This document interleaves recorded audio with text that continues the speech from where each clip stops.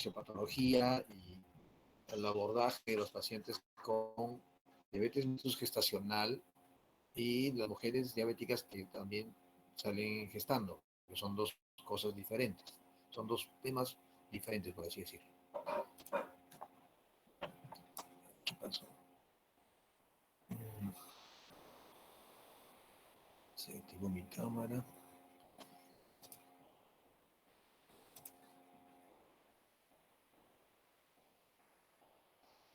Pues bien, voy a presentar mi pantalla.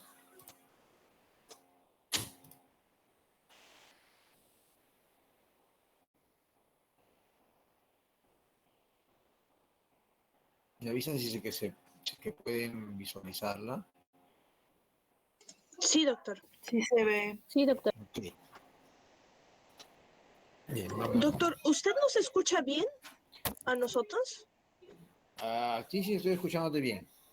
A la mayoría, Ya, o sea, ok. no sé si es que hay varios que me están hablando a la vez, pero yo escucho bien. A tu compañera que Ajá. también comentó hace un ratito también. Sí, sí lo escucho. Okidoki, chévere. Gracias, doctor. Ya está, ok. Pues bien, hay dos puntos que son diferentes, que son la diabetes mellitus gestacional y la mujer diabética que sale gestando, ¿no? El abordaje es parecido, pero tiene detrás de sí una diferencia en la fisiopatología. Entonces, el primer punto que vamos a tocar es sobre la diabetes mellitus gestacional, que es uno de los tipos de diabetes que generalmente no va a provocar síntomas, porque los niveles de glucosa no son tan altos como en las diabetes mellitus convencionales. ¿Y por qué es que se presenta la diabetes gestacional? Pues lo que ocurre es que va a haber un incremento en la resistencia a la insulina durante el embarazo, y eso va a generar un desbalance entre la cantidad de insulina que tiene que producir la célula beta para poder suplir los requerimientos de los tejidos. Entonces, ese incremento en la resistencia a la insulina como que fuerza a la célula beta a tratar de vencerla y hace que esa célula beta comience a funcionar de manera insuficiente.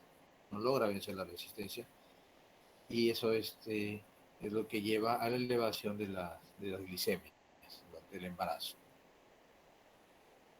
Esta diabetes mellitus gestacional se caracteriza porque es diagnosticada durante el embarazo, o sea, no tiene un diagnóstico previo de diabetes.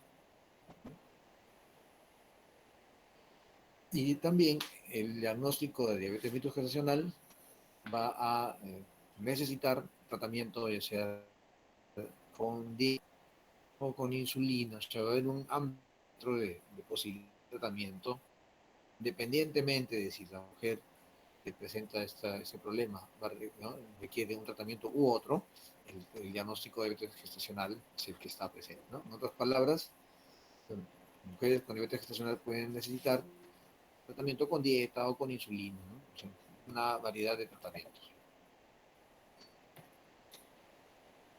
Y así después, ¿no? Así sea que después del parto la paciente sea diagnosticada ya como una diabética definitiva, o si es que después del parto el diagnóstico de diabetes gestacional ya desaparece, el control es adecuado, de todas maneras este diagnóstico va a quedar como un antecedente, es decir, el diagnóstico de diabetes gestacional no va a depender de cómo estén los niveles posteriores al parto.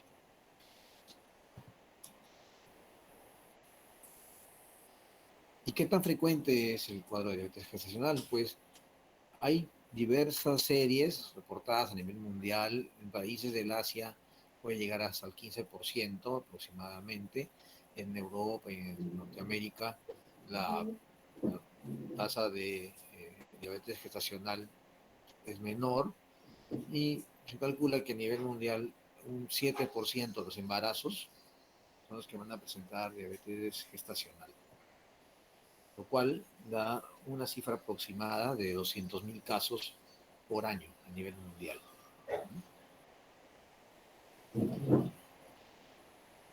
¿Alguna de ustedes, alguno de ustedes, estudiantes, me podría decir eh, qué cambios ocurren en el embarazo que ustedes consideran están provocando el incremento de la resistencia a la insulina y que puede llevar a presentar diabetes gestacional? No sé si los escucho. Pueden comentar nomás, libremente. Doctor. Sí, te preguntaba si es que me Sí, podrían decir. sí, Dime, dime. no sé si estaría bien, pero como técnicamente el cuerpo básicamente tiene que tener un mayor aporte calórico para el nuevo ser que está en crecimiento. Entonces, ah, no solamente por parte de la dieta que tiene la madre, sino que también dentro del cuerpo de la madre hay una mayor liberación de, de nutrientes esenciales, dentro de los cuales está la glucosa, ¿no? Entonces las glicemias pueden llegar a ser altas justamente para poder nutrir al feto en crecimiento. Entonces tal vez eso pueda influir, no sé si está bien. Eh, Parcialmente. Recuerda que si bien hay requerimiento de nutrientes, normalmente debería tu organismo poder ¿no? suplirlo y no tendría por qué elevarse la glicemia si es que la resistencia a la insulina se mantuviera igual. Pero durante el embarazo, a lo que iba, es que durante el embarazo va a haber un incremento de la resistencia a la insulina de manera fisiológica. En todo embarazo existe incremento en la resistencia a la insulina. ¿No? En otras palabras, el embarazo es un estadio fisiológico de resistencia a la insulina, debido principalmente a que la placenta va a secretar hormonas que elevan la glicemia. La placenta va a producir hormonas que cuanto más crece la placenta, es decir, en los meses finales del embarazo, donde gana más volumen, también su capacidad secretora es mayor, y la placenta va a comenzar a producir, ¿no? hormonas placentarias como el lactógeno placentario, como la hormona de crecimiento placentaria, los estrógenos, progesterona, ¿no? corticosterona y factores mejores tumoral alfa. Todas estas hormonas, estas moléculas, van a condicionar un incremento en la resistencia de insulina. Además, ¿no? Estas hormonas no solo no tienen un efecto, o sea, son secretadas por la placenta, pues no tienen solamente efecto local, sino tienen efecto a nivel del hígado, a nivel del tejido adiposo, a nivel del músculo, provocando incremento en la resistencia a la insulina. Por ejemplo, en el músculo, este incremento de resistencia a la insulina va a llevar a una disminución de la captación de la glucosa, ¿no? que es la que justamente se estimula por acción de insulina. Y por lo tanto, disminuye al disminuir la capacidad de captar la glucosa por el músculo, los niveles de glucosa se mantienen altos, ¿no? Igualmente, en el tejido adiposo, esta resistencia a la insulina va a condicionar un incremento de la actividad de la lipasa, ¿no? que es sensible a las hormonas, o no sensible, y de esta manera genera un incremento de ácidos grasos libres. También estas hormonas generadas por la placenta disminuyen los niveles de adiponectina, con lo cual se retroalimenta y existe un incremento en la resistencia a la insulina. Pero además, en el hígado, este incremento de la resistencia a la insulina, condicionado por la secreción de hormonas placentarias, va a llevar a que haya una disminución de la supresión de la liberación de la glucosa hepática, ¿no? debido a la secreción de insulina. Es decir, eh, ¿no? va a haber una menor supresión de liberación hepática de glucosa. Todo ello lleva a que se incrementen los valores de glicemia o que le cueste más trabajo a la célula beta poder vencer esta resistencia a la insulina. Y en algunas mujeres que están predispuestas, pues no se logra vencer esta resistencia y ya desencadena una diabetes gestacional. Como les decía, toda mujer durante el embarazo pasa por un estadio fisiológico de insulinoresistencia, lo cual puede desencadenar en una diabetes gestacional. ¿Por qué es importante diagnosticar y tratar la diabetes mellitus gestacional? ¿Qué problemas trae? No sé si pueden comentarme. Doctor, Sí, ¿me escucha? Ah, sí. ya. Lo que me recuerdo haber leído era que era importante, bueno, diagnosticar y tratar a la paciente que tiene diabetes gestacional porque se comporta como un factor de riesgo, o sea, que después que te quede a luz de que desarrolle la diabetes tipo 2. Ok, muy bien. También porque Doctor, el ambiente hace con que, o sea, el ambiente de la diabetes hace en el feto un ambiente hiperglicemiante, ¿no? Que genera ganos de peso y una serie de alteraciones. Muy bien. Doc, también podría ser que la misma diabetes gestacional puede aumentar el riesgo, ¿no? De la mamá de tener presión arterial alta o preeclampsia en el embarazo. Así es. Esto, esta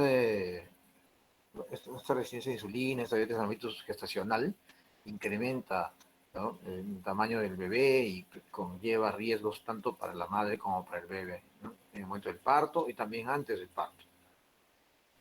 Es por eso que la diabetes mellitus gestacional está asociada con mayor riesgo de tener un bebé grande, un mayor, ¿no?, tamaño fetal, incremento en la grasa del feto también, porque se deposita principalmente, recuerden, la insulina deposita principalmente la grasa a nivel del tronco. Entonces el bebé puede comenzar a ganar peso, a haber una sobrenutrición fetal y eso conlleva pues a que el mismo bebito produzca más cantidad de insulina para vencer la glucosa que le está pasando a la madre por la vía placentaria y al ser un bebé más grande tiene más riesgo también de desencadenar problemas en el parto. El bebé puede atracarse en el momento que pasa por el canal del parto y puede tener problemas de desgarros en la mamá, problemas de traumatismos en los hombros del bebé, se puede atracar, ¿no?, los hombros, puede fracturas de clavícula, etc. Y además que conlleva problemas de incremento en la presión arterial, problemas también en la circulación placentaria, aumento del volumen del líquido amniótico, todo ello como consecuencia de los niveles altos. Entonces, tenemos que recordar cuáles son los criterios de bajo riesgo para decir, ¿no?, para que una mujer tenga diabetes gestacional, porque hay criterios de alto riesgo, también hay criterios de bajo riesgo. Dentro de los criterios de bajo riesgo para diabetes gestacional está el tener una edad menor de 25 años, mantener un peso normal antes del embarazo y que en la familia no haya una historia familiar de diabetes, ¿no?, de primer grado. O sea, no hermanas, no mamá con o padres con diabetes. El hecho de no tener familiares de primer grado con, con diabetes es un criterio de bajo riesgo. Si además la mujer no ha tenido ninguna historia previa de alteración de metabolismo de la glucosa, o sea, nunca ha tenido prediabetes ni glucosa elevada en ayunas, entonces también es un criterio de bajo riesgo, que no haya tenido ningún problema obstétrico previo y que además no pertenezca a ninguna raza de riesgo, ¿no?, con alta prevalencia de diabetes.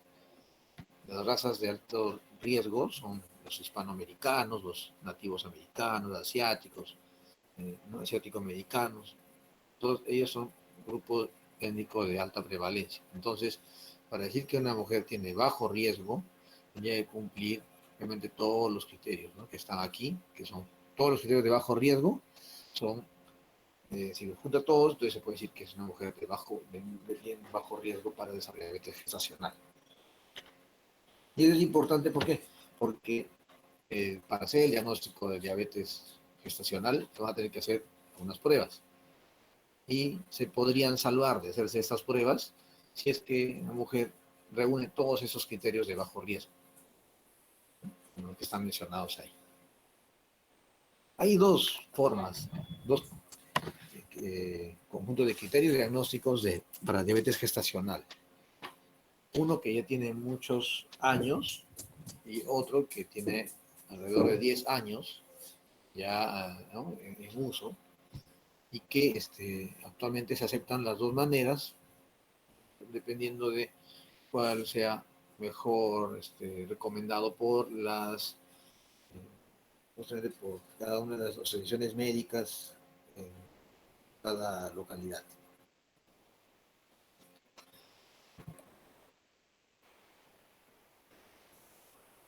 Los primeros criterios diagnósticos son los llamados criterios de O'Sullivan, ¿no? El doctor Sullivan en 1964 publicó sus datos. Él había estudiado a las mujeres gestantes y les había medido en segundo y tercer trimestre valores de glucosa y también les administraba un test de tolerancia a la glucosa con 100 gramos. Recuerden ustedes que el test normal de tolerancia a la glucosa que habitualmente utilizamos es con 75 gramos, ¿no? Entonces, este doctor usaba 100 gramos y medía los niveles de glucosa, cómo estaban después de 1 hora, 2 horas, 3 horas, y posteriormente comparó cómo evolucionaban estos valores y encontró, según el riesgo de desarrollar diabetes en el futuro, ¿no? Encontró que dependiendo del valor de glucosa que tenía, más o menos el 50% de mujeres que se habían diagnosticado de diabetes gestacional se volvían intolerantes a la glucosa en los siguientes años. Casi todo el grupo de gestantes que tuvieron valores altos de glucosa ya se volvieron diabéticas, como más o menos 10 años después del parto.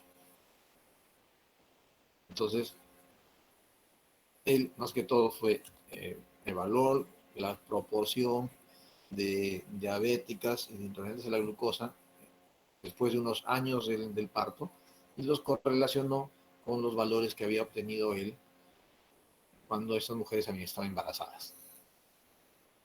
Y entonces con eso es que ya lanzó sus criterios diagnósticos, los cuales han ido cambiando con los años, dependiendo de algunos ajustes en cuanto a los valores normales de glucosa, ¿no? Que también fueron cambiando.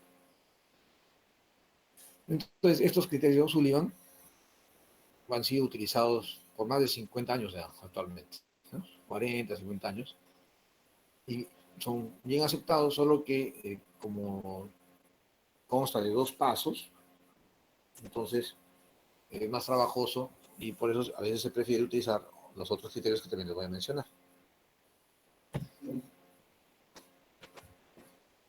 ¿En qué momento del embarazo es que se realiza el test de descarte de diabetes gestacional?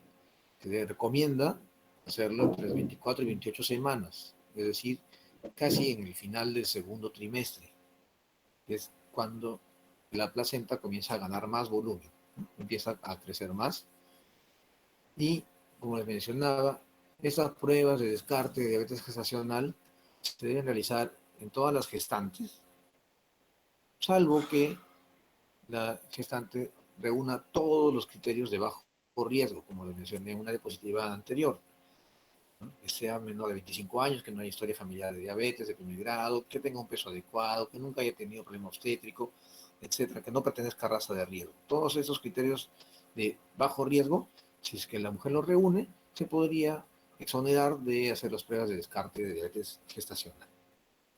Y para estos criterios de O'Sullivan, el diagnóstico se hace basando en 2 pasos.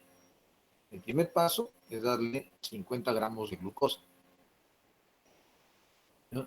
Y posteriormente ya se hace la prueba de 100. ¿Cómo se hace la prueba de los 5? El primer paso simplemente es a la mujer gestante se le da para que tome 50 gramos de glucosa disuelta en agua, ¿no? En 250 a 300 mililitros, y se le mide la glucosa a la hora. Si es que la glucosa a la hora, después de haber tomado 50 gramos, esos 2 pasos, el primer paso, tomarse la glucosa con 50 gramos. Si a la hora tiene mayor o igual a 140, entonces la mujer ya clasifica para pasar a la segunda etapa, al segundo paso. ¿Por qué mayor o igual a 140? Porque los datos que obtuvo O'Sullivan fue que teniendo más de 140 a la hora después de tomar 50 gramos, ya estaría acorralándose, por así decirlo, captándose al 80% de las mujeres que van a tener diabetes gestacional. Entonces, si la mujer tiene más de 140 a la hora después de haber tomado 50 gramos, se le cita en otro día para que tome ya el 100 gramos, que es el segundo paso, y ahí se le va a medir la glucosa nuevamente, justo en ayunas antes de tomar los 100 gramos, luego a la hora de haber tomado los 100 gramos, a las 2 horas y a las 3 horas. O sea, es un test de 3 horas con 100 gramos. Y con el tiempo, como les digo, estos valores fueron cambiando ligeramente, pero se acepta tener 2 resultados o más de estos 4 para decir que la paciente tiene diabetes gestacional. ¿Cuál es el inconveniente de tomar 50 y luego 100? Primero, que se pierde más tiempo. Segundo, que de por sí el embarazo, ¿no?, genera náuseas, y el tomar una sustancia bien dulce como esta preparado de glucosa, que es bastante dulce, genera más náuseas todavía. Entonces muchas mujeres no toleran 100 gramos, ¿no?, y vomitan el contenido que se le ha administrado, y a veces eso altera el resultado de la prueba. El otro es tener que ir 2 veces al laboratorio, que le sacan 3 horas, ¿no? Son más hincones para obtener muestra de sangre. Pero si se realiza, como debe ser, y se tolera bien, el tener una glucosa en 95 o más en ayunas, a la hora mayor o igual a 180, a las 2 horas mayor o igual a 155, o a las 3 horas mayor o igual a 140, teniendo 2 resultados de estos, cayendo en estos rangos, ya hace el diagnóstico de diabetes gestacional. Estos son los criterios de O'Sullivan, como les digo, que son los más antiguos y que también siguen siendo aceptados hasta la actualidad. Pero ya hace unos 10 años se publicó el estudio APO, en que, a diferencia de los criterios de O'Sullivan, en los que se evaluaba el riesgo de volverse diabética después de varios años después del parto, este estudio trata de investigar los valores de glucosa durante el embarazo y las repercusiones que tienen durante el mismo embarazo y en el periodo postparto. O sea, son resultados más cercanos, ¿no?, que tienen que ver directamente con el embarazo presente, el embarazo actual. Entonces, para este estudio se incluyeron muchos más pacientes que los que utilizó Sullivan, más de 25.000 pacientes en varios países, y que se le administró un solo test de glucosa con 75 gramos, ya no con 50 y luego 100, no solo 75 gramos, entre la semana 24 y la semana 32. ¿No? Se amplió un poquito más el espacio, el rango de tiempo. Los datos eran cegados, obviamente, y lo que se trató de buscar en este estudio es ver qué tanto repercutía, ¿no?, los resultados de las glucosas en el peso del bebé, en las complicaciones maternas. Entonces, según los resultados que les voy a mostrar, según los puntos de corte, se había encontrado una mayor asociación, o sea, de manera lineal, a mayor valor de glucosa, mayor también posibilidad de tener un bebé con peso al nacer mayor de 90 percentil. ¿Qué quiere decir 90 percentil? Que de todos los pacientes, todos los recién nacidos, los cuales se les ha pesado, ¿no?, estar en 90 percentil significa que está en el tope alto, en el 90% de los pesos, ¿no?, que solamente lo supera el 10% más. Solamente tienen 10% del peso por encima de ese valor. Habitualmente la mediana cae aproximadamente por el 50% del peso, ¿no? Perdón, el 50%, 50 percentil, ¿no?, para decir que está en la línea en el medio. Pero este estudio buscó a partir de qué valores de glucosa se encontraba el bebé con un peso alto ya, ¿no? También se midió péptido C en el cordón umbilical, ¿no?, el porcentaje de grasa corporal, etcétera, ¿no?, según los valores de la glucosa.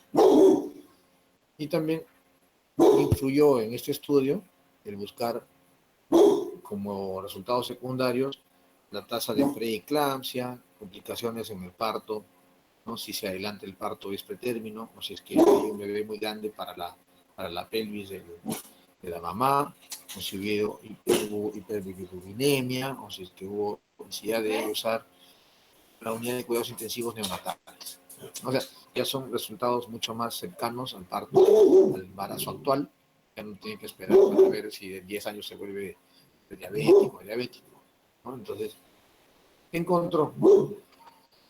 Estos son los criterios diagnósticos según el estudio APO, que es incluido por esta Asociación Internacional de Estudio de Embarazos y Diabetes Gestacional, la IADPSG.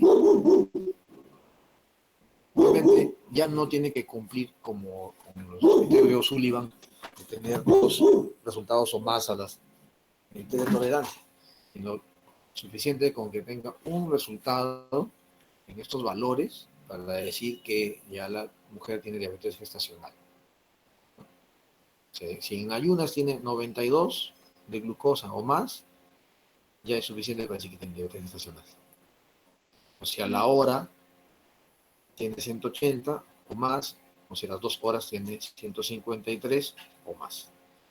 Con eso ya se cumple el criterio diagnóstico para decir es una diabética gestacional.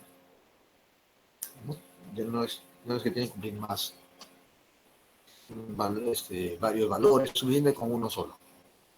Y es un test con 75 gramos, que es lo que habitualmente, la cantidad que habitualmente se venden en las farmacias, bolsitas de 75 gramos de glucosa, para poder hacer el test. O sea, es mucho más sencillo realizarlo. ¿Y por qué es importante? ¿Por qué son importantes estos valores de glucosa? Porque con estos valores se encuentra que la frecuencia de peso al nacer con más del 90 percentil o el nivel del péptido C en cordón umbilical es alto, con estos valores, con cualquiera de esos tres valores que hemos mencionado, ¿no? La posibilidad de que eso ocurra es el doble, ¿no? Es decir, una mujer que tiene glucosa en ayunas 92 o a la hora 180 o a las 2 horas 153 o más, tiene el doble de riesgo de presentar un bebé macrosómico con alto contenido de péptidos en el cordón.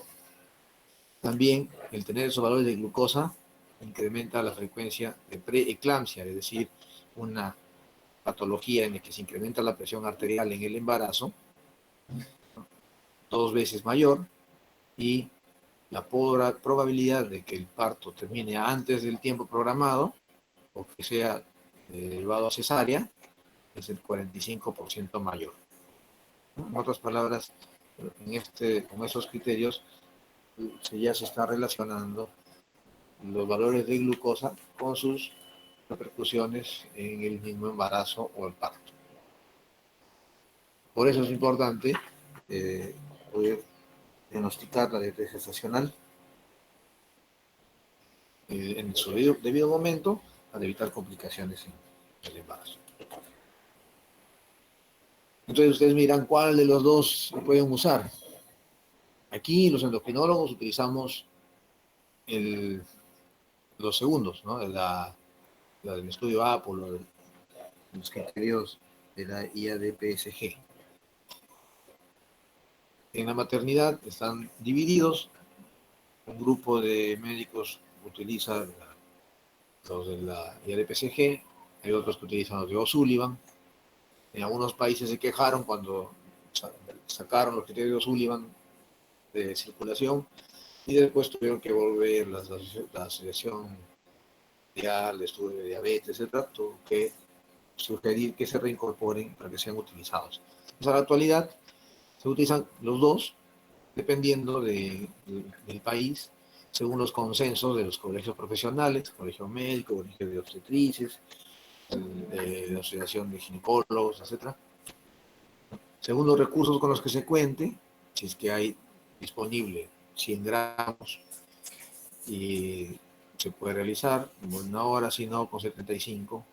Y también la accesibilidad para los pacientes, si es que el paciente puede acudir más de una vez al laboratorio o al hospital para que sea evaluado. Nosotros por facilidad preferimos el test de 75 gramos. Pues bien, entonces esos serían los criterios diagnósticos para diabetes gestacional. Pero ¿qué ocurre si es que cuando uno evalúa a una gestante encuentra los valores de glucosa, por ejemplo, en 130 y en 135? Ustedes no deben olvidar que si bien estamos hablando ahorita de diabetes gestacional, los criterios diagnósticos de diabetes mellitus en general, que ya les mencionaron en las primeras clases, se aplican para todas las personas. Entonces, una diabetes mellitus, se va a definir si es que el paciente tiene estos resultados, ¿no? Es decir, si la paciente evalúa y encuentra una glucosa que está en 130 y luego otra glucosa que está en 128, o le encuentra la glicosilada mayor o igual a 6.5, o si en el test de tolerancia, perdón, en el momento, mejor dicho, en la glucosa en cualquier momento del día pasó de 200 con síntomas, se confirma, entonces ya no es una diabética gestacional. Esta mujer estamos haciendo un diagnóstico ya de diabetes mellitus, ya a secas, porque está cumpliendo los criterios universales para diabetes. Ya no sería una diabetes gestacional. Entonces, en este caso, lo más probable es que haya sido una mujer diabética que desconocía su diagnóstico, no lo sabía, pero que le estamos haciendo recién el diagnóstico en el embarazo. Entonces, hay que saber diferenciar si es que la mujer está teniendo un cuadro de diabetes gestacional o si es que ya era una mujer diabética previamente que desconocía o ignoraba su diagnóstico. Por eso, la evaluación en el caso de las mujeres gestantes es que la primera evaluación que se tenga puede ser a las 5 semanas, a las 12 semanas, en el momento que la mujer se entera que está gestando, se debería pedir glucosa, hemoglobina glicosilada o una glucosa en cualquier momento del día. Entonces ahí tenemos que saber diferenciar si es una mujer que ya tiene una diabetes definida o no.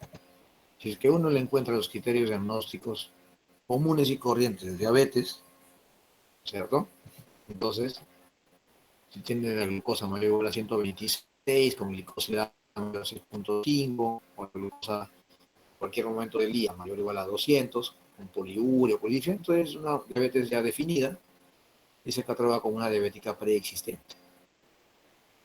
Pero si es que no tiene esos valores y sus niveles de glucosa están tan bajos, por debajo de 92, entonces con tranquilidad esperamos hasta las 28 semanas, 24 semanas, para hacerle el test de tolerancia a la glucosa de 75 gramos. Y si es que la glucosa, encontramos nosotros, está entre 92 y 126, entonces en ese momento ya lo podemos catalogar de frente como una diabética gestacional. Tiene necesidad de llegar hasta la semana 24, 28. Suficiente con estos valores, ya tiene un resultado que es en ayunas, mayor o igual a 92, entonces ya es diabética gestacional. Ese es en el momento que la paciente se evalúa por primera vez. En otras palabras, estamos obligados a hacer el diagnóstico o a buscar el diagnóstico de diabetes gestacional en la mujer gestante desde la primera visita que realiza para el control del embarazo. Nada, después de hacer una glucosa, si se encuentra alta, tenemos que ver si ya está en rango de diabetes gestacional o no. Y si la glucosa se mantiene, se encuentra que está por debajo de 92, entonces la mujer hará sus controles, irá a sus citas mensuales hasta que llegue hasta que llegue la edad gestacional de 24 o 28 semanas, y ahí se le realiza el test de tolerancia de 75 gramos.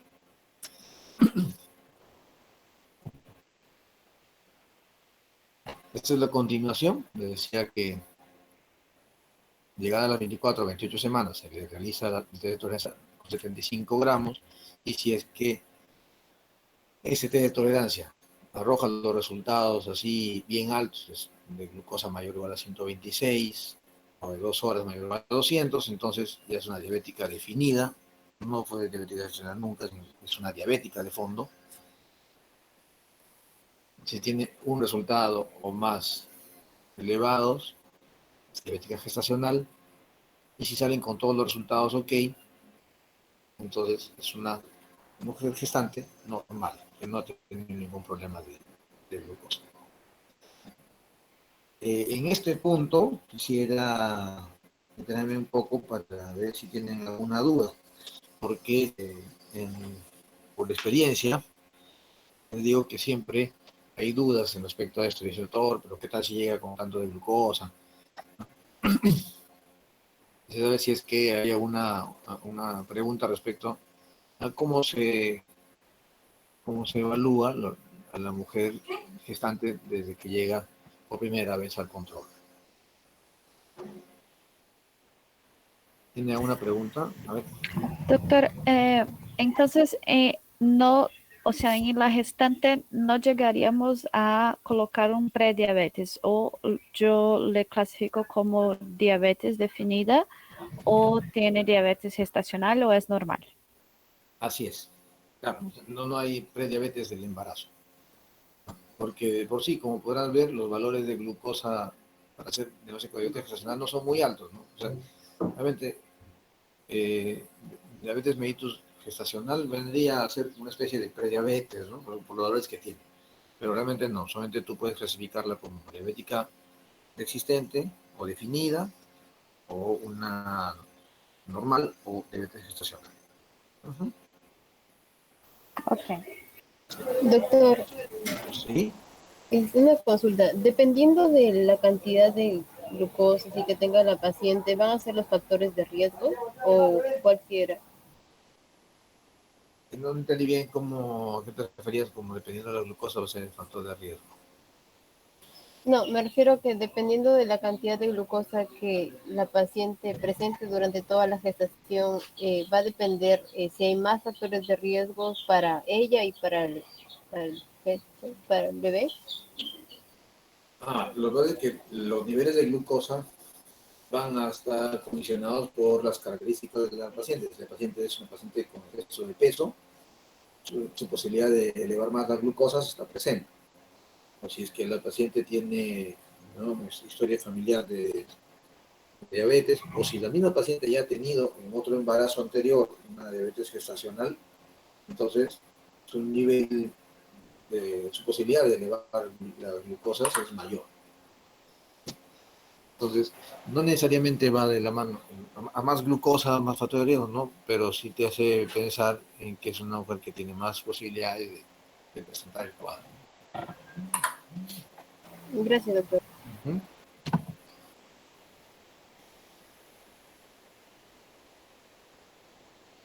Doctor, Sí. una consulta. Si la paciente tiene tanto diabetes mellitus tipo 2 y diabetes gestacional, cuando culmine el periodo de gestación, solamente se quedaría con el diagnóstico de diabetes mellitus tipo 2. No puedes, o sea, no puedes, o sea, la paciente no puede tener un diagnóstico de diabetes tipo 2 y diabetes gestacional. El diagnóstico de diabetes gestacional es un diagnóstico transitorio, solamente aplica durante el embarazo. Cuando acaba el embarazo, ya ese dato queda como un antecedente, tuvo un antecedente de diabetes gestacional. Pero, justamente para decir que es diabética gestacional, es que no haya tenido antes del embarazo diabetes, porque no se le haya diagnosticado ya como diabética preexistente, ¿no? Por ejemplo, si se enteró que está embarazada y va a su control cuando tiene 12 semanas, y le mides la glucosa, si la glucosa está alta, o sea, cumple criterios para diabetes normal, diabetes mellitus tipo 2, sí, de criterio universal, entonces esta mujer no es diabética gestacional, se está enterando recién durante el embarazo que ella tiene diabetes, ¿no? Entonces queda como una diabética que está saliendo embarazada, no es una diabética gestacional, ¿no? Es una diabética común y corriente, por así decirlo, una diabética tipo 2, que ha salido embarazada. Ujú. Entonces no puede decir, esta señora es una diabética y ahora tiene diabetes gestacional. No, simplemente es una diabética que está embarazada. Ujú. Comprendí. Gracias, doctor. Doctor, Ok, sí. disculpe, como estaba mencionando usted, dijo que se comporta también como un factor de riesgo para que, bueno, después de que si ha tenido la diabetes mellitus gestacional, luego pueda desarrollar una diabetes mellitus en sí. Eh, ¿Se le debería hacer un seguimiento Por para, supuesto. y cada cuánto tiempo se le Ahorita, haría ese seguimiento? ahorita les digo. Lo que pasa es que una vez que ya, o sea, hemos hecho el diagnóstico de diabetes gestacional, como mencionaban ustedes, van a haber factores de riesgo, ¿no? ¿Quiénes tienen más riesgo de tener diabetes gestacional? Las que tienen historia familiar de diabetes, sobre todo en primer grado, en la familia. Si es que la mujer era una persona, ¿no? Tenía exceso de peso, que tenía más del 110% del peso ideal, o si tenía obesidad, también eso ponía en riesgo de diabetes gestacional. Si es que es mayor de 25 años o si ha tenido un bebé que pesó más de 4 kilos en un embarazo anterior, es otro factor de riesgo también para tener diabetes gestacional. O si es que ha tenido en un embarazo anterior una diabetes gestacional previa, o si era, ¿no? O si antes del embarazo pues haya tenido una tolerancia normal a la glucosa. Ojo, no diabetes, sino podría haber estado intolerante a la glucosa antes, pero en el embarazo, por la resistencia a la insulina que se le agrega, puede haber ya elevado glucosas y haber salido diabética gestacional. Entonces, todas ellas. O sí, puede haber tenido presión alta esencial o hipertensión relacionada al embarazo. Cualquiera de estas incrementa el riesgo de diabetes gestacional. Y además, mencionaba, el pertenecer a un grupo racial de riesgo, son todos los latinos, estamos incluidos en este grupo de riesgo. También si es que ha tenido algún bebé con antecedentes haber tenido malformaciones o de haber tenido una pérdida perinatal, aborto o natimuerto, ¿no? Embarazo anterior, un factor de riesgo. Últimamente se ha visto también, no solamente el bebé previo puede haber tenido 4 kilos o más, sino también el hecho de que la mamá cuando nació, la mamá haya tenido más de 4 kilos, o de haber tenido bajo peso al nacer, que es 2.5 kilos o menos, también es un factor de riesgo para desarrollar diabetes gestacional. O sea, todos esos datos debemos obtenerlo cuando hacemos la historia clínica de la mujer, ¿no? Cuánto pesó su hijo anterior, etc. Si es que le encuentran glucosuria, o sea, glucosa en la orina, en el primer control del embarazo, entonces también, ojo, por algún motivo está subiendo la glucosa en algún momento del día, está escapando glucosa en la orina. Entonces, es un factor de riesgo. Y hay otras condiciones, como por ejemplo, las mujeres con síndrome de ovario poliquístico, que ya es un problema que involucra resistencia a la insulina, o que use corticoides, que tenga síndrome metabólico, es decir, ya está mucho más predispuesto. Entonces, cuando uno compara las mujeres que tienen factores de riesgo, como les mencionaba, el diabetes gestacional se encuentra alrededor del 7% de la población. Esto de acá son datos nacionales antiguos, que más o menos el 5% de la población. Cuando compara la frecuencia de diabetes gestacional en las mujeres que no tienen factores de riesgo, es mucho menor, ¿no? 1.6%. Y cuando hay factores de riesgo presentes, la prevalencia es de 6.5%.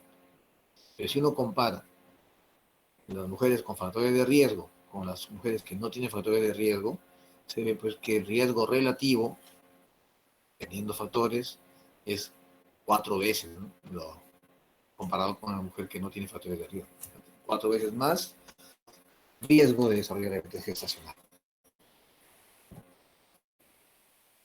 ¿Qué es lo que se debe hacer? con la mujer una vez que está en el diagnóstico de diabetes gestacional? Primero, si nosotros sabemos que más o menos una dieta estándar en ese trimestre viene a ser de 30 a 32 kilocalorías por kilo de peso, para las gestantes con diabetes gestacional se debe de disminuir, ¿no?, la ingesta, si es que tiene sobrepeso, a 25 kilocalorías por kilo, restringiendo carbohidratos, ¿no?, al 40% del total de calorías, y en lo posible, si es que se va a consumir carbohidratos, porque de todas maneras se deben consumir, pues esos carbohidratos deben ser complejos, más que carbohidratos simples, es decir, carbohidratos que se demoren más en digerir y se absorben más lentamente. Entonces, evitar los dulces, evitar los chocolates. Uno le dice a la paciente, tiene que olvidarse de los antojos. O sea, ya tiene su diabetes gestacional, ahí sí nada de pedir golosinas porque sus niveles de glucosa van a volar.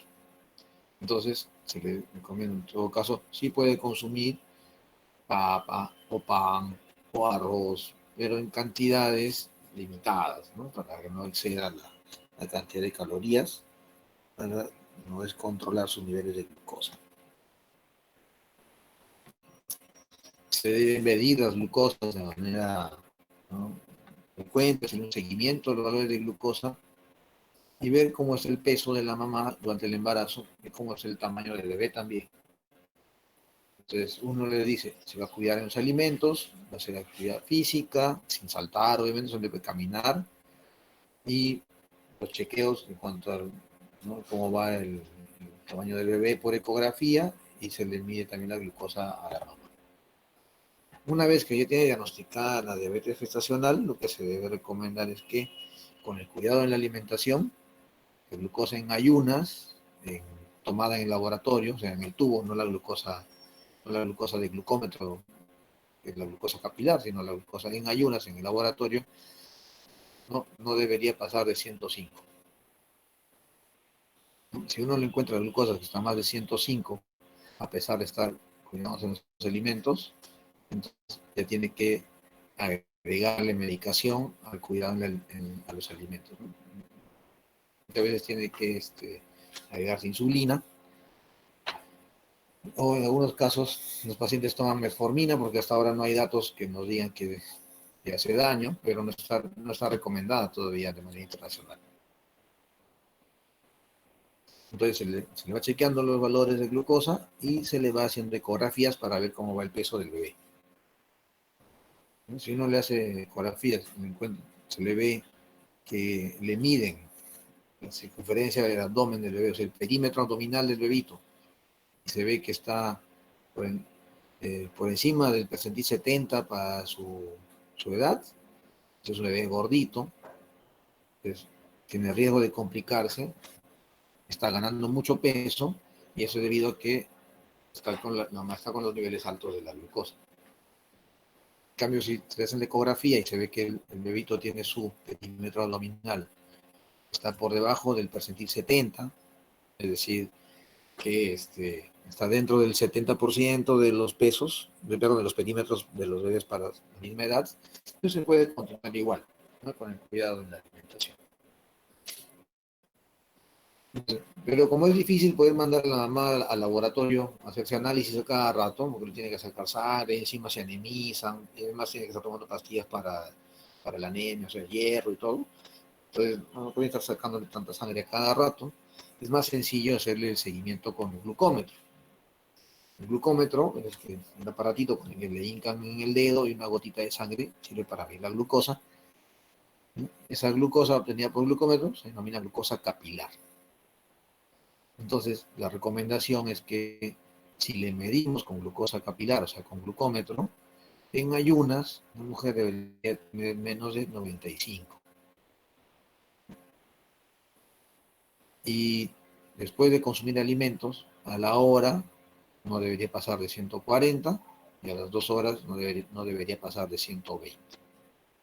Si tenemos estos valores así, menos de 95 en ayunas, menos de 140 a la hora después de comer, menos de 120 a las 2 horas de haber consumido alimento, entonces decimos que estamos yendo bien y seguimos solamente con el cuidado en la alimentación.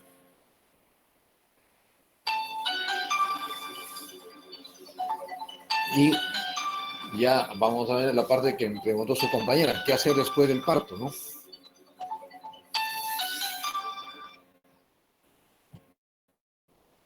Si es que la glucosa no baja a pesar de estar en tratamiento,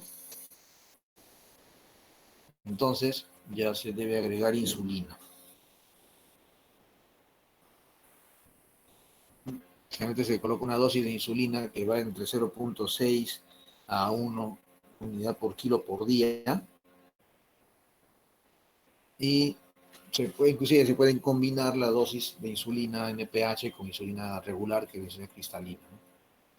Pero ojo, como todo este problema se debe al incremento de las hormonas producidas por la placenta, al momento que da a luz la mujer y sale la placenta, todos los niveles de las hormonas van a bajar.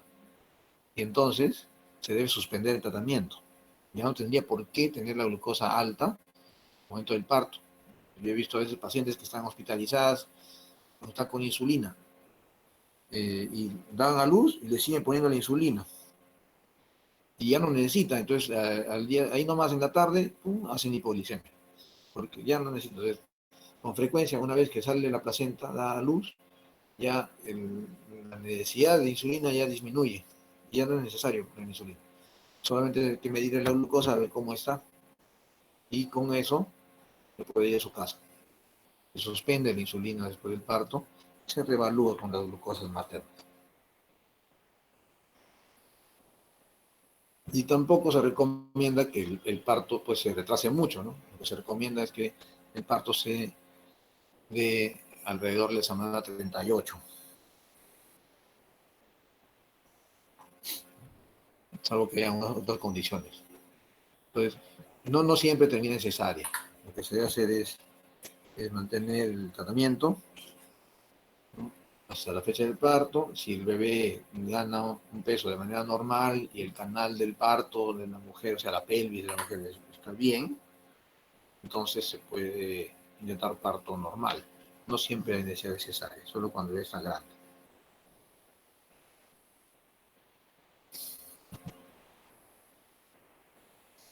Y entonces, ya, ¿qué es lo que tiene que hacer? Una vez que ya da, ¿no?, ya dio a luz, ya pasó todo, salió el bebé, debe seguir cuidándose en los alimentos la mamá, porque ella ha tenido ese antecedente de diabetes gestacional.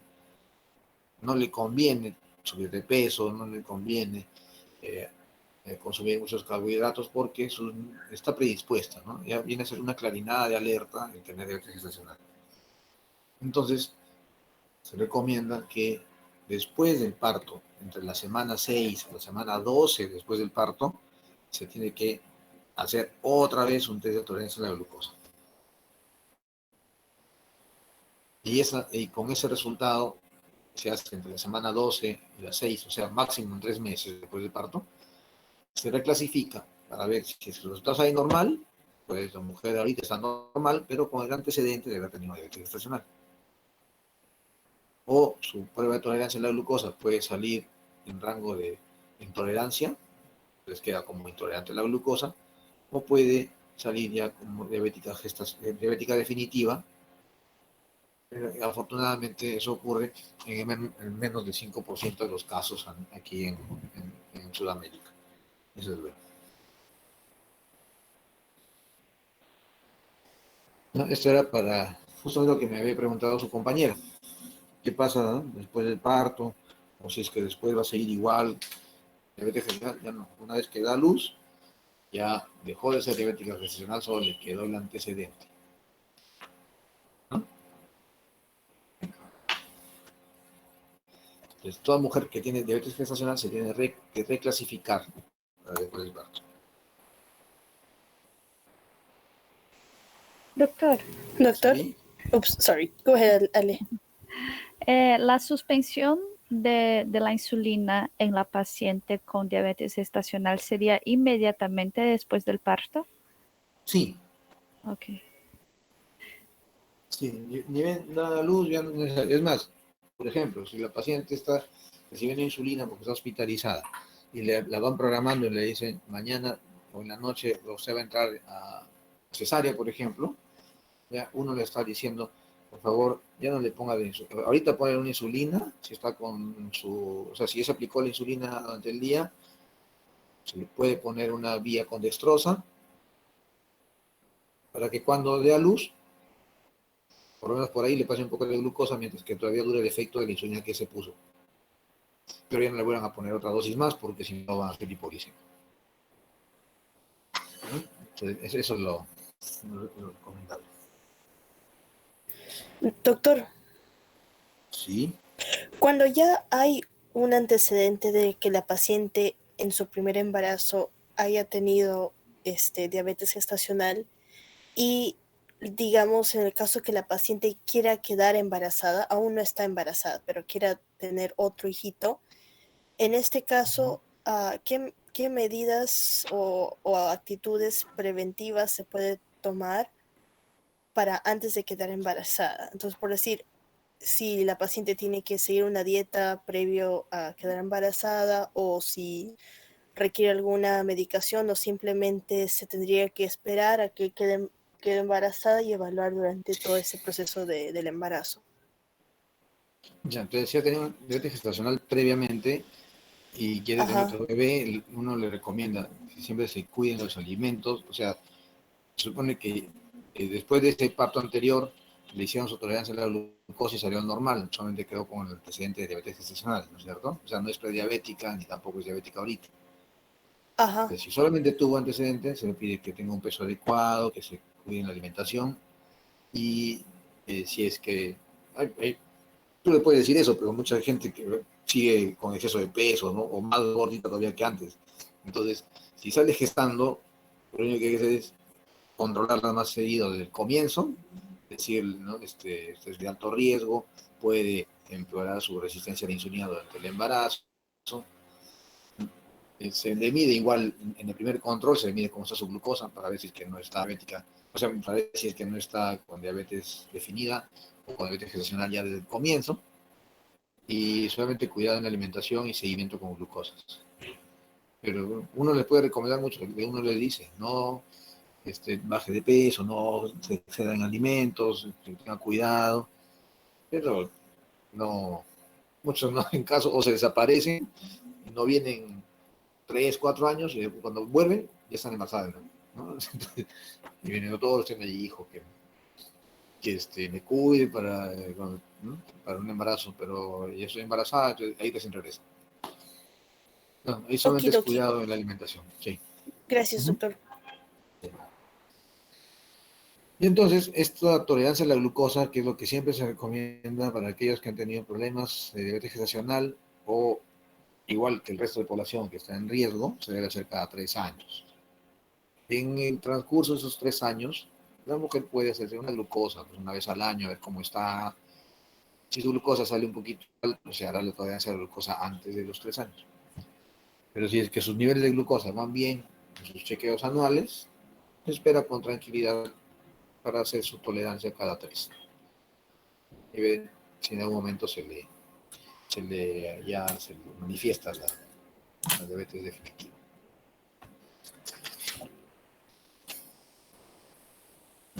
Así como les mencioné que había pacientes de diabetes gestacionales, es decir, que están recién están teniendo problemas de glucosa en el embarazo, existen aquellas mujeres que ya son diabéticas previamente, pero que salen embarazadas. Entonces, la diferencia está en que estas mujeres con diabetes ya definida desde antes de estar embarazadas, la diabetes en sí produce daño microvascular conforme pasa el tiempo, estas mujeres pueden tener ya algunas complicaciones de diabetes, algún daño previo en la circulación uterina, en la retina, en los riñones, etc. Entonces, conlleva riesgo, ¿no? Estas diabéticas previas salen gestando, se considera justamente una diabetes pre-gestacional, pre-embarazo. Se ha incrementado la prevalencia de estos casos porque ahora las diabéticas están debutando más antes, a edades menores, porque hay mayor obesidad. Entonces, muchos diabéticos ahora ya son diabéticos tipo 2 desde los 28 años, desde los 30 años. Entonces, hay muchas más mujeres diabéticas que salen gestando, ¿no? Este incremento, pueden ver, se ha duplicado entre las décadas anteriores la prevalencia. el tener diabetes y salir gestando incrementa el riesgo de tener anomalías congénitas. Los bebitos de las mamás con diabetes pueden tener 4 veces, 6 veces más, o inclusive más frecuencia generalmente unas 6 veces más frecuencia de malformaciones congénitas, algunas severas, otras no.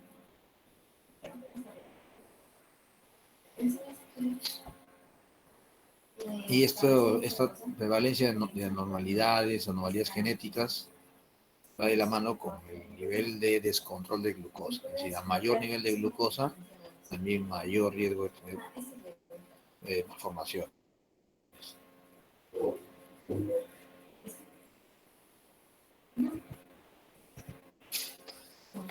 Entonces, en el caso de las mujeres diabéticas que están en edad reproductiva, ¿no?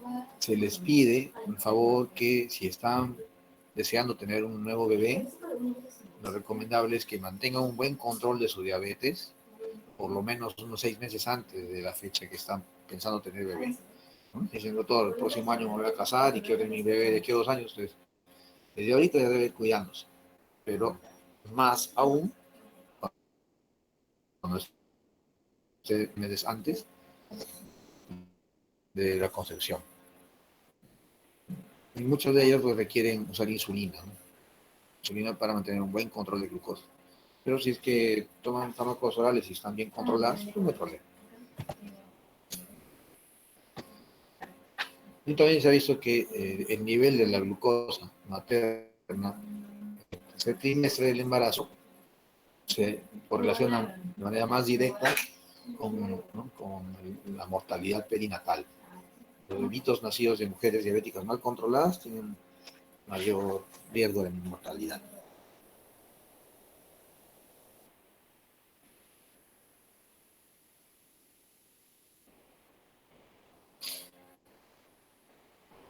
¿Qué anomalías congénitas hay? Como digo, hay algunas anomalías congénitas que son más severas que otras. ¿No? Pueden haber malformaciones cardíacas, defectos del tubo neural, anomalías genitourinarias. El nivel de la hemoglobina glicosilada y de la glucosa en ayunas va de la mano con la severidad de las malformaciones. Y se ha visto que en controlar mejor la glucosa y disminuir un 1% de hemoglobina glicosilada, disminuye también el riesgo relativo de tener malformaciones, que va, ¿no?, en 39 a 59%. O sea, bajar la glicosilada ayuda también a disminuir el riesgo relativo de tener malformaciones, ¿no?, en el bebé. Aquí, como pueden ver, hay diversos tipos de malformaciones. En lo que es la lesión caudal, que es una lesión caudal, acá tiene un montón de riesgo comparado diabéticas contra los controles, porque esta lesión caudal es un síndrome que abarca un montón de patologías, ¿no? Es una malformación congénita que es poco frecuente, pero que involucra pues, un espectro alto de diferentes compromisos musculoesqueléticos, a nivel de miembros inferiores, que puede ir también asociado con problemas neurológicos, con problemas renales, genitourinarios, gastrointestinales, o sea, inervación adecuada en la musculatura que está de la parte del abdomen hacia abajo. Y como pueden ver, así que hay encefalias, espina bífida, ¿no?, que son mucho más severas. Hay otras que son menores, riñones quísticos, por ejemplo, o tener duplicado el uréter, citos inversus. Todas estas malformaciones se dan tempranamente en el desarrollo embrionario. En la quinta, sexta, hasta la octava semana de edad gestacional es que se producen estas alteraciones. Entonces, muchas veces la mujer sale gestando, entonces espera que venga el siguiente ciclo menstrual, ya pasaron 4 semanas, se retrasa un par de semanas más y ya está en la sexta semana. Cuando se entera o sospecha que está embarazada, se hace las pruebas, se confirma el embarazo, generalmente ya está por la sexta, séptima, octava semana. Entonces ya está. Justamente los niveles de glucosa que han estado elevados ya aumentan el riesgo de tener problemas de malformaciones. Ojo, no siempre hay malformaciones. El riesgo es mayor, sí, pero no es que va a tener de todas maneras, ¿no? ¿Qué más puede encontrarse? Puede haber polidramios, es decir, polidramios es una condición en la que el volumen del líquido amniótico está aumentado. Es decir, tiene mucho líquido amniótico en la barriga, el vientre de la madre está aumentado de tamaño con la edad gestacional promedio, y ese incremento de líquido aumenta el riesgo de que la placenta se desprenda. Y también aumenta el riesgo de que exista una complicación en el momento del parto, que es la atonía uterina, es decir, que el músculo del útero pierda fuerza y no se contraiga al final, ¿no? Después del parto, y se queda estirado, elongado, el útero no se contrae, y eso produce sangrado. Entonces, no hay atonía uterina y el sangrado no se detiene. Algunas veces requiere operar y extraer el útero para que deje de sangrar y se pueda salvar la vida de la madre. Entonces, ese polidramios es una consecuencia de la glucosa elevada.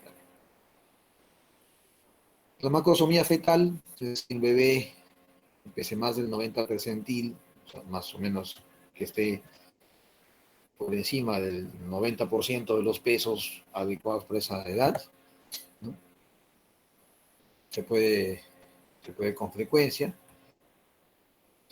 En las mujeres diabéticas que tienen mal control, se ve macrosomía fetal. Por eso que le preguntamos a las mujeres si ha tenido alguna vez algún bebé con 4 kilos o más cuando nació, para saber si está en riesgo de ser, ¿no? de tener problemas con la glucosa. Esta macrosomía fetal también se debe a que hay mayor depósito de grasa, hay mayor tamaño del bebé, más gordito, y por lo tanto la relación entre el diámetro del abdomen y la cabeza, o el diámetro del tórax y su cabeza del bebé, es mayor, ¿no? Este índice es mayor, y por lo tanto aumenta el riesgo de desproporción petopélvica. O sea, que el bebé sea más grande que el espacio que necesita o sea, el espacio que tiene la pelvis de la madre para poder nacer, para poder salir. Entonces, si el bebé es muy grande, puede haber ahí injurias de la clavícula, se puede fracturar, o puede haber los hombros que se atracan en el momento del parto, que es la distocia de hombros, o se puede comprimir demasiado la clavícula, el brazo, sobre el plexo braquial y provocar una parálisis que muchas veces es transitoria, o algunas veces demora más en el momento del movimiento del brazo del bebito. Y también condicionar hipoglicemias, alteraciones de hipocalcemia, índices respiratorios, etc. Entonces son consecuencias de la glucosa mal controlada durante el embarazo. A ver, una pregunta para Gabriela. ¿Estás ahí?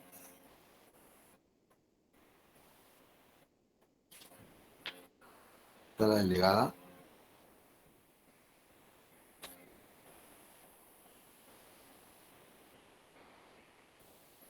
Hola, ¿me escuchan?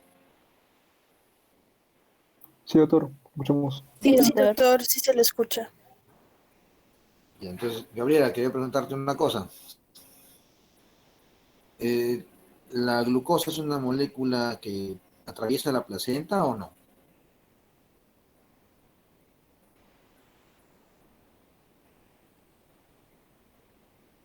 Creo que no está Gabriela, ¿no?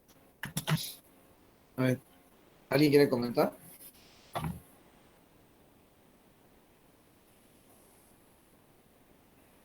¿Les parece que la glucosa es una molécula que puede atravesar la placenta?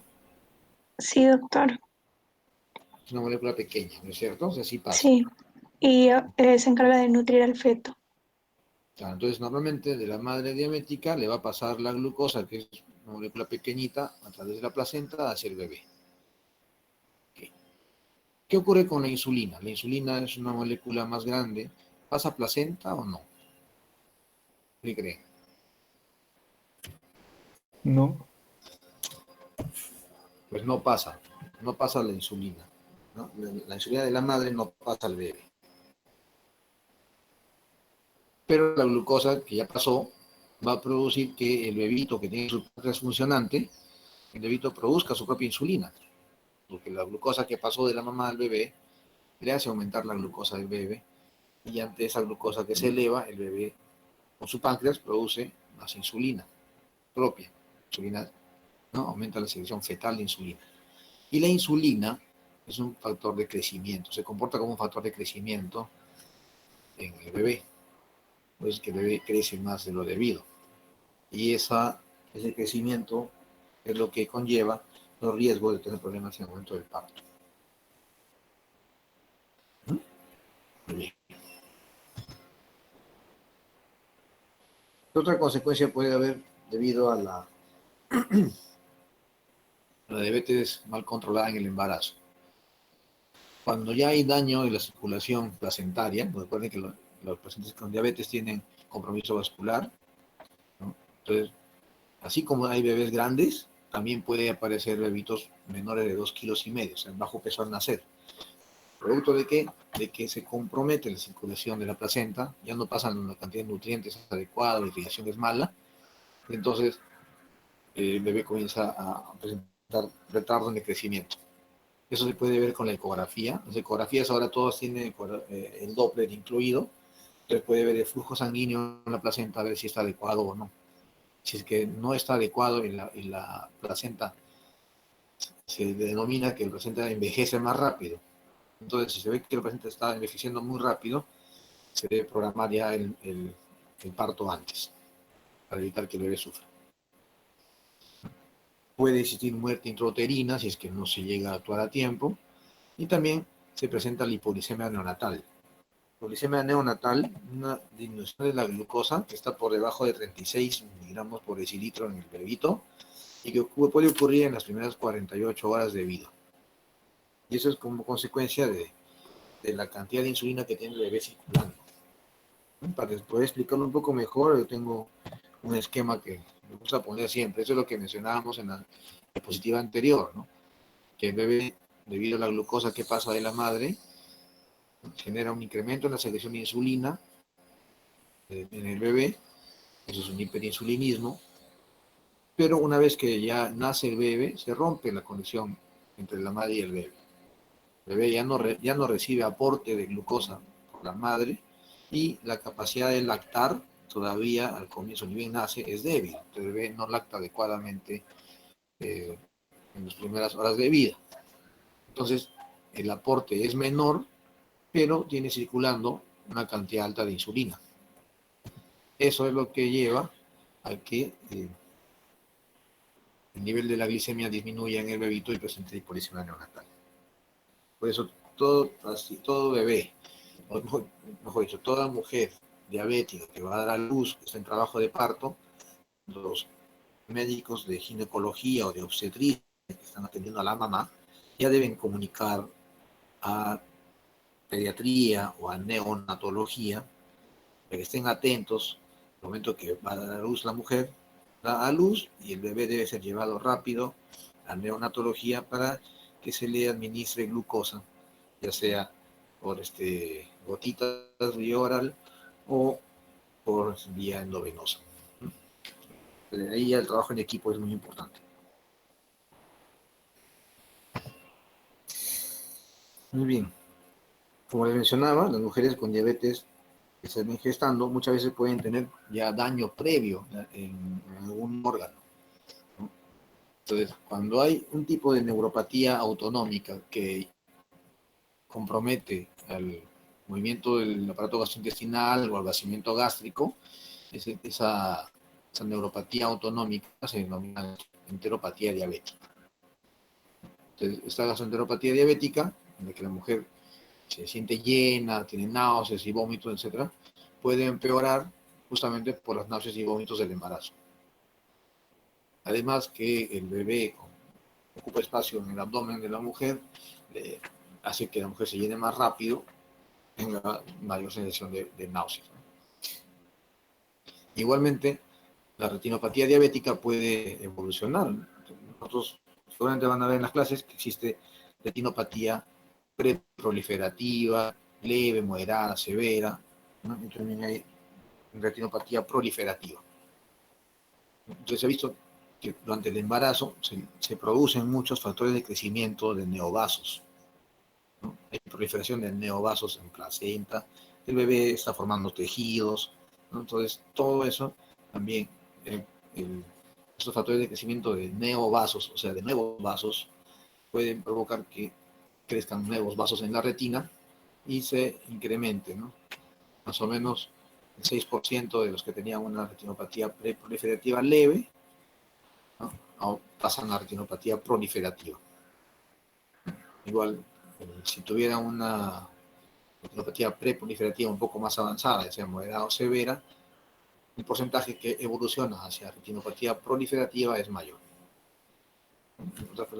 Entonces, con eso, lo que se recomienda es que a las mujeres diabéticas que salen gestando se les debe examinar fondo de ojo antes del embarazo, inclusive si se pudiera, y durante el embarazo, por lo menos en el primer trimestre, y después podría ser, según cómo esté evolucionando, en el segundo y en el tercer trimestre, ¿no? O sea, a lo más podría llegar inclusive a un control de fondo de ojo por cada trimestre.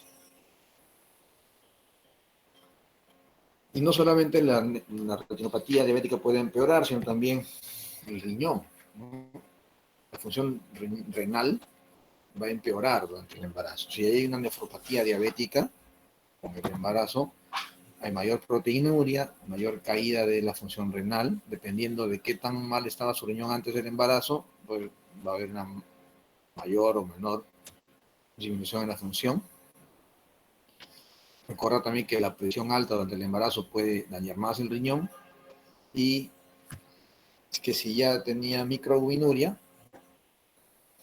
puede empeorar esta microalbuminuria durante el embarazo y desarrollar preeclampsia en un porcentaje que puede pasar el 40%. Y también puede haber disminución de la función en el embarazo, llegando inclusive hasta un 6% de mujeres que tienen ya falla renal después de haber dado a luz en cuestión de unos años. Entonces, ¿qué es lo que se recomienda en la diabética que sale gestando? Pues, en este caso, los controles de glucosa son más estrictos que en la diabetes gestacional. En la diabética que sale gestando, se recomienda que en ayunas esté la glucosa entre 60 a 99, que su glucosa después de consumir alimento no debe pasar de 130, y con una glicosilada que esté en menos de 6. Debiéndole hacer sus controles de glucómetro bien seguidos durante todo el embarazo, obviamente también teniendo en cuenta la disponibilidad económica, ¿no? Si es una mujer que no tiene para poder hacerse sus controles de glucómetro, va a tener que hacer más espaciado, pero siempre con seguimiento cercano de recomendaciones. La ecografía en la gestante, que es una diabética que sale gestando, es importante hacerlo desde el comienzo del embarazo para descartar que no haya una malformación congénita. Y después, ya conforme pasan las semanas, se puede realizar ecografías para ver mucho mejor si es que hay alguna otra alteración y cómo van los pesos y el perímetro del bebé.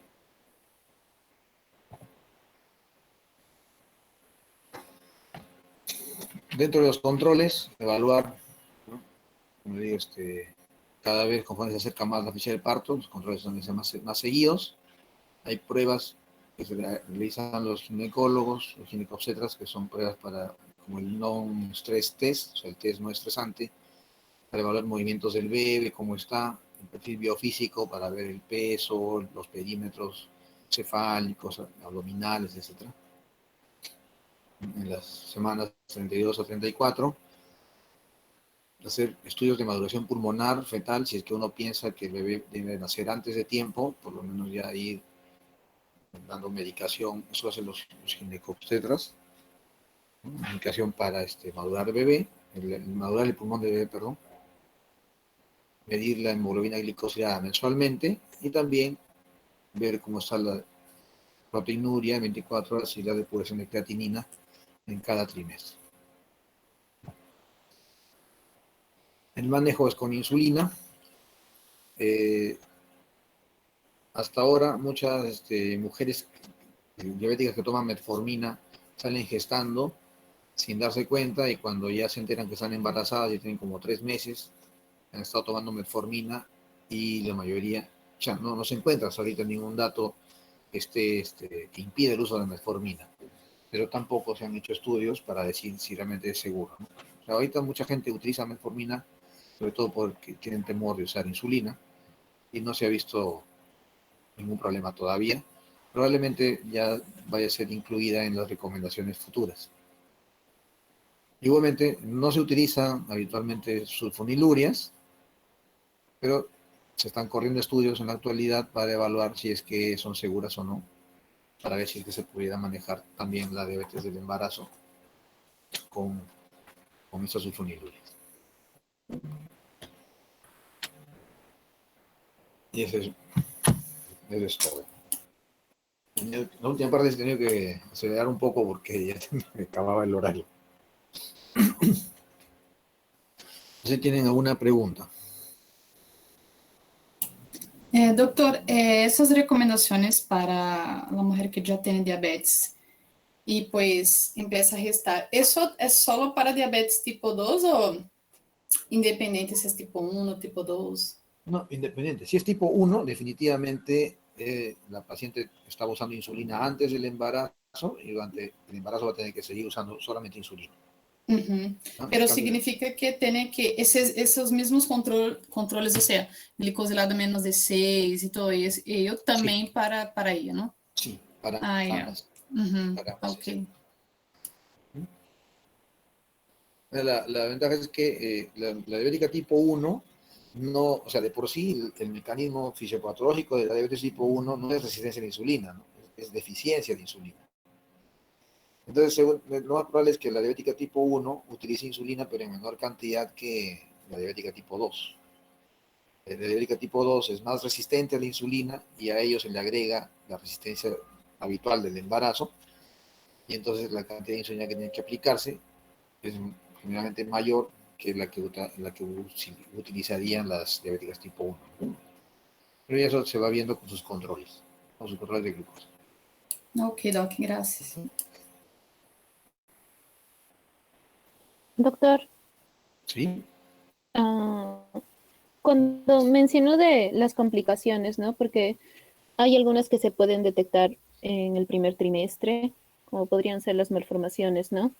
Y otras complicaciones también después de que nace. O sea, mi duda es, ¿hay complicaciones, o sea, que se presentan a más largo plazo en el feto o no? No, solo si es que tuviera una malformación congénita, tal vez no produzca, o sea, produzca muy pocos síntomas al momento del nacimiento, pero que conforme crece puede tener más síntomas, ¿no? Por ejemplo, si tiene una comunicación interauricular, ¿no? En el corazón, conforme ganan peso, a veces eso puede incrementarse, otras veces mejora también, ¿no? Pero podría verse eso, ¿no? Pero no es, o sea, si es que nacen con alguna malformación congénita, ya la tienen desde que nace, no es que se le agregue. No bien lo que sí se puede provocar al bebé después que nace es hipoglisemia neonatal, que podría provocar pues trastorno sensorio, daño del sistema nervioso si es que no es manejado adecuadamente. Oye, una pregunta más. Y un bebé eh, puede, o sea, que su madre así ha tenido diabetes, ¿él también tiene mayor riesgo de tener diabetes o no se ha demostrado? Muy buena pregunta, esa es lo que las mamás preguntan siempre, ¿no? Dicen, ¿mi bebé va a tener diabetes? Ok, si la mamá tiene diabetes y el bebé nace, el bebé pues es hijo de una mamá con diabetes. El hecho de ser hijo de una mamá con diabetes le conlleva un mayor riesgo que el resto de la población general de tener diabetes, pero no en ese momento, no en la niñez ni en la adolescencia, sino en el futuro, en la vida adulta. Entonces, en ese momento no hay problema tanto para el bebé. de ser diabético. O sea, no es que van a ser diabéticos porque jamás tuvo diabetes durante el embarazo. Simplemente queda como un factor de riesgo de tener un familiar directo de primer grado con diabetes, que es su madre. El bebé tendrá riesgo de desarrollar diabetes en la etapa adulta, y más aún si es que ya de adulto este bebé tiene exceso de peso, tiene vida sedentaria o consume muchos carbohidratos, o si fuma, o sea, ya se le agregan otros factores adicionales, ¿no? Pero el factor genético es que aumenta el riesgo de tener diabetes, pero en el futuro, no en ese momento. Gracias, doctor.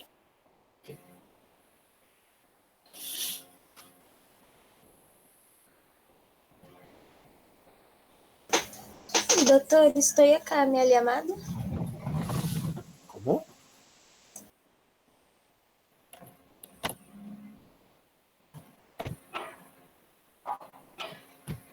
¿Me habla?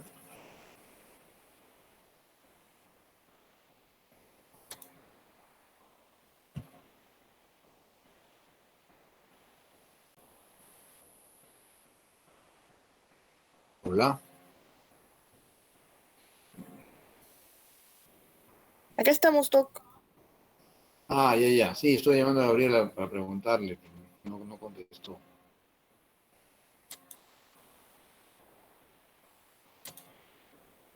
Ya. Doctor, Sí, estaba preguntando sobre el tamaño de la glucosa y de insulina, si pasaba en la placenta o no. Pues esa era mi pregunta. doctor, Bien. una Ya, no hay consulta. problema. Ahí lo veo. Sí. Siento que toda mujer embarazada tiene esa posibilidad de poder tener diabetes en la gestación. ¿Qué consejos se da para poder disminuir justamente ese riesgo? Claro, lo que se recomienda es que tenga un peso, como cualquier otra persona, ¿no? Mantener un peso adecuado, tratar de no consumir demasiados carbohidratos de absorción rápida, sea actividad física, lo que se recomienda siempre, para que su riesgo de desarrollar diabetes gestacional disminuya, pues, ¿no?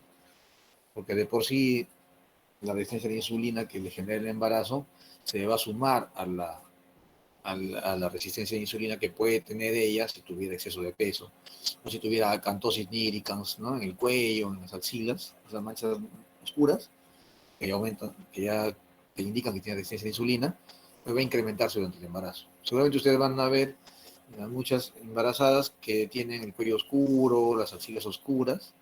Después que hagan a luz, eso se limpia, ¿no? Va bajando la pigmentación y queda normal. Pero esa es una manifestación de la resistencia a la insulina que se le agrega durante el embarazo. Siempre se recomienda, lo ideal es que la mujer tenga un peso adecuado, que tenga una vida que no sea sedentaria antes de ser gestante. Eso sería lo ideal. Chévere, Doc. Gracias. Ya.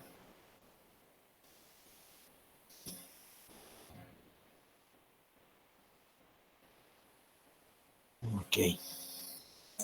¿No tienen ninguna otra Doutor, duda? ya Sí. estoy acá, pero ya me dijeron que ya respondieron la pregunta.